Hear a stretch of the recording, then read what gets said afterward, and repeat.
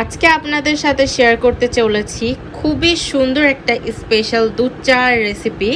জানি দুধ চা বানানোর হাজার হাজার রেসিপি আছে, বাট আমার এই ওয়েতে একবার দুধ চা বানিয়ে খেয়ে দেখবেন, আর কেমন লাগছে তা অবশ্যই জানাবেন। এই অসম্ভব সুন্দর টেস্টি আর খুবই সুন্দর স্মেলের দুধ চাটা কিভাবে বানালাম চলুন দেখে আসি। পাতিলটা চুলাতে দেওয়ার পরে দিয়ে দিব চিনি। চিনিটা একটু ক্যারামেল হয়ে গেলে তারপরে দুধ দিতে হবে। আর চিনি ক্যারামেল করতে গিয়ে পাতিল পুরায় ফেলছি। এবার আম্মু দেখলে আমার খবর আছে, তো আমি একটু পানি অ্যাড করছি যেন ক্যারামেলটা ইজিলি হয় আর পাতিলটাও না পুড়ে। আর আঁচটা একদম লো করে দিয়েছি। পাতিলটা পুরা তো মনে হয় টেস্টটা ভালোই আসবে। আপনারা একটু সাবধানে রান্না করবেন যাতে পুড়ে না যায়। আচ্ছা, প্রথমে আমি আঁচ কমাতে ভুলে গেছিলাম, তাই একটু পুড়ে গেছিল। বাই দ্য ওয়ে সমস্যা না, তো আমি একা চা খাবো সেই জন্য আমি একটা গ্লাসের অর্ধেক দুধ নিয়ে নিয়েছি, এতটুকু নিলেই হবে। এবার ক্যারামেলের মধ্যে দুধটা দিয়ে দিলাম।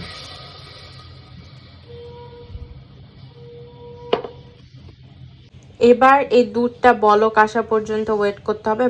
বলক আসার পর বিশেষ কিছু উপাদান আমরা এই দুধের মধ্যে দিব। বলকটা চলে এসেছে, এখন দিয়ে দিচ্ছি তেজপাতা, এলাচ আর ছাল দিয়েছি একটা। এটা না দিলেও হয়, বাট আমার ভালো লাগে জন্য আমি দিচ্ছি।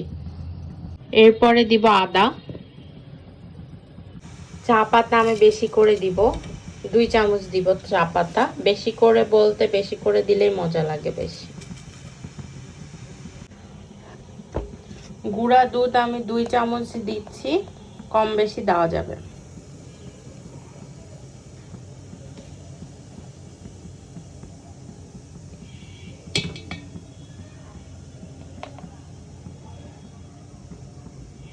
এরপরে দিব 1 চামচ কনডেন্সড মিল্ক।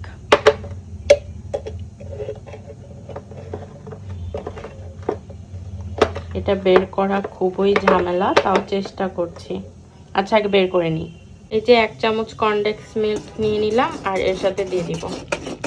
এবার সবগুলোকে মিক্স করতে হবে। গুঁড়া দুধটাকে আগে একটু গুলে দিতে হতো, না হলে গোটা থেকে যায়। এই দেখতে পাচ্ছেন গোটা, এটা আগে গুলে দিলে থাকতো না, বাট আমি গুলতে ভুলে গেছিলাম। যাই হোক, এখন একটু গুলিয়ে দিচ্ছি।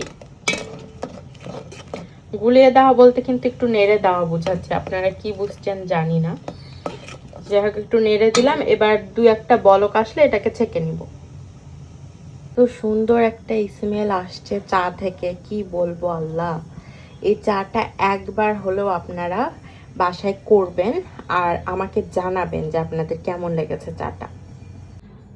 চাটা এখন ছেঁকে নিচ্ছি। মাশাআল্লাহ, কালার অ্যান্ড স্মেলের দিক দিয়ে একদম ফার্স্ট ক্লাস। ওয়াও, মজাদার স্পেশাল দুধ চা এখন খাওয়ার জন্য একদম রেডি। আর এই ফার্স্ট ক্লাস চা বাসায় বসে খাওয়ার জন্য আমার রেসিপিটা ফলো করবেন। আর রেসিপিটা ভালো লাগলে লাইক কমেন্ট শেয়ার করবেন, চ্যানেলটা সাবস্ক্রাইব করে রাখবেন।